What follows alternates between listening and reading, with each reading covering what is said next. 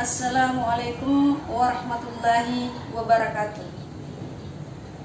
Terima kasih atas kesempatan yang diberikan kepada saya duduk di tengah-tengah ibu-ibu semua dalam rangka melakukan pertemuan kelompok khususnya pada peserta PKH. Tak lupa pula kita mengucapkan syukur alhamdulillah karena Tuhan telah memberikan kita kesempatan nikmat, yaitu kesehatan, kesempatan untuk berkumpul di tengah-tengah tempat ini, tempat yang penuh dengan keberkahan insya Allah. Jadi tujuan daripada pertemuan kali ini adalah kita akan membahas tentang modul 3 sesi 3, yaitu mendukung perawatan sehari-hari pada ibu hamil.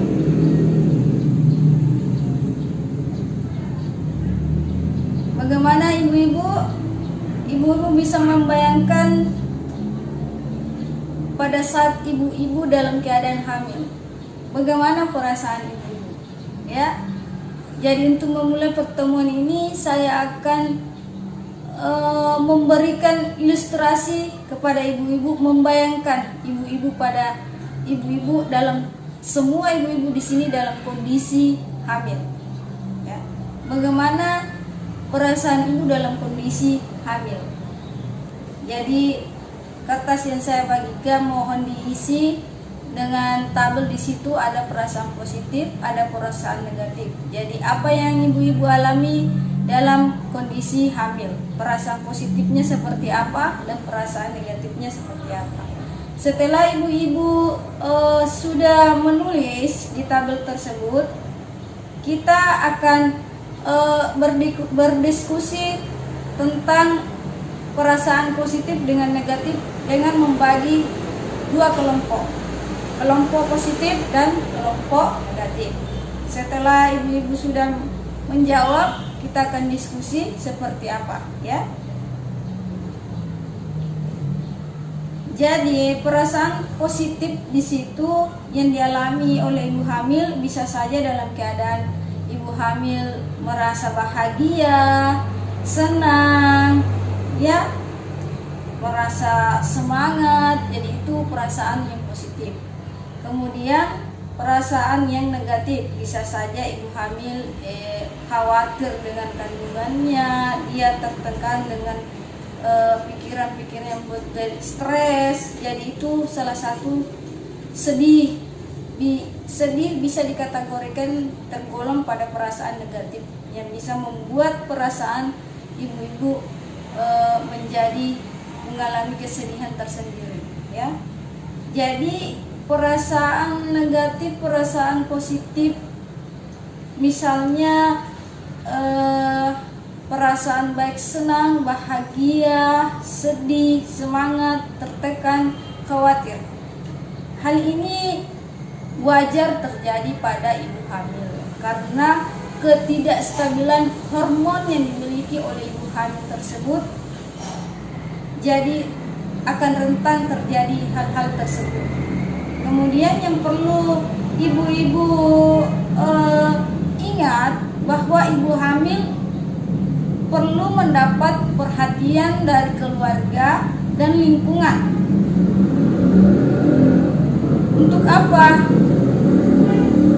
Agar ibu hamil merasa bahagia karena perhatian yang diberikan oleh keluarga, entah itu perhatian dari segi memberikan makanan, dari segi kebersihan, semua itu akan berpengaruh pada kondisi ibu hamil dan janin. Tentunya kita sebagai keluarga menginginkan kondisi yang terbaik pada ibu hamil dan janinnya sehingga ibu hamil bisa melahirkan dengan selamat. Kemudian dari pertemuan ini saya meminta kepada ibu-ibu menuliskan rencana-rencana yang akan dilakukan di rumah, ya. Nanti kita akan bahas pertemuan selanjutnya. yang perlu saya sampaikan di sini adalah ada 3 hal tentang ibu hamil. Bagaimana kita mendukung ibu hamil untuk mengkonsumsi makanan sehat dan bergizi. Di sini peran keluarga sangat penting, terutama peran suami. Ya, peran suami dan anggota keluarga untuk mendukung ibu hamil mengkonsumsi makanan bergizi. Misalnya seperti makan bersama dengan ibu hamil dan anggota keluarga. Kemudian memperhatikan kebutuhan nutrisi yang seimbang untuk ibu hamil. Menyediakan air hangat, mengusap punggung ketika ibu hamil mual dan muntah. Ini wajar terjadi ya. Kemudian meminta ibu hamil untuk meminum tablet tambah darah. Kemudian yang selanjutnya adalah menyiapkan buah-buahan untuk dimakan ibu hamil. Menemani ibu hamil memasak pada saat suami dan anggota keluarga di rumah. Jadi kita harus peran keluarga sangat penting dalam hal ini. Kemudian ibu hamil harus membatasi makan makanan yang pedas, manis, asin, berminyak dan cepat saji. Ini akan kenapa kita batasi untuk meminimalisir resiko yang akan terjadi pada ibu hamil. Kemudian yang kedua adalah pentingnya dukungan ibu hamil terbiasa menjaga kebersihan diri dan istirahat cukup. Ini sangat penting bagi ibu hamil menjaga kebersihan dan istirahat cukup. Apa peran suami dan keluarga dalam hal ini adalah yang pertama, kita harus memotivasi ibu hamil menjaga kebersihan diri dan istirahat cukup. Kedua, menyediakan alat kebersihan yang diperlukan oleh ibu hamil. Ketiga, menemani ibu hamil untuk berolahraga. Berolahraga di sini adalah olahraga ringan. Biasanya yang saya lihat adalah ibu hamil jalan pagi-pagi ditemani oleh suami ya. Kemudian membuat suasana kamar senyaman mungkin agar ibu hamil bisa tidur, mempunyai istirahat yang cukup. Kemudian membantu meringankan pekerjaan di rumah, ya supaya ibu-ibu hamil tidak kelelahan ketika melakukan pekerjaan rumah. Jika terjadi masalah kehamilan, suami atau keluarga perlu mengantar ibu hamil ke layanan kesehatan. Kemudian yang ketiga adalah bagaimana kita mendukung kesehatan mental untuk ibu hamil, ya. Jadi peran suami dan keluarga di sini yang pertama adalah memberikan perhatian kepada ibu hamil, merasa aman dan nyaman. Kemudian menenangkan dan memberikan informasi yang tepat saat ibu hamil merasa cemas maupun sedih. Mendengarkan dan berempati terhadap keluhan yang ibu hamil rasakan. Kemudian tidak mencela ibu hamil. Yang selanjutnya, suami dan anggota keluarga sering membelai perut ibu hamil dan memberikan kata positif. Jadi membelai itu memberikan stimulasi kepada janinnya. Untuk apa? Agar janin tumbuh sehat, cerdas dan tidak stunting. Kemudian keluarga harus selalu siap siaga mengantar ibu hamil untuk memeriksakan di pelayanan kesehatan, posyandu maupun kelas ibu hamil.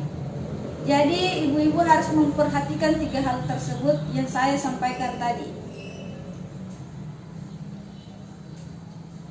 Saya rasa untuk pertemuan kali ini saya harapkan ibu-ibu menulis rencana yang akan dilakukan. Nanti kita akan bahas kita akan bahas setelah pertemuan berikutnya. Ibu-ibu bisa mengumpulkan rencana yang akan dilakukan. Kumpul kepada saya ketika kita melakukan pertemuan selanjutnya ya.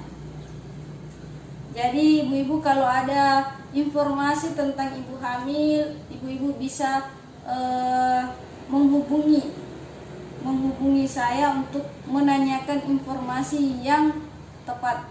Jangan informasi yang kita dapat dari luar kita langsung mempercayainya sebelum kita mencerna baik-baik informasi itu baik atau benar ya.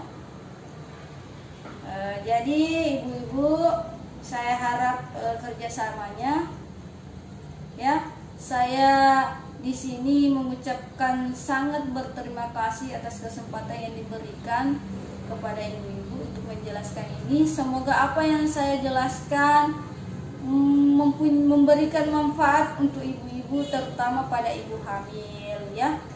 Ibu-ibu bisa memberikan informasi kepada ibu-ibu hamil yang ada di tetangga, keluarga ya, agar ibu hamil juga dapat merealisasikan hal tersebut. Terima kasih atas kesempatan. Baiklah, kita akan akhiri pertemuan ini. Semoga pertemuan ini mempunyai keberkahan sendiri.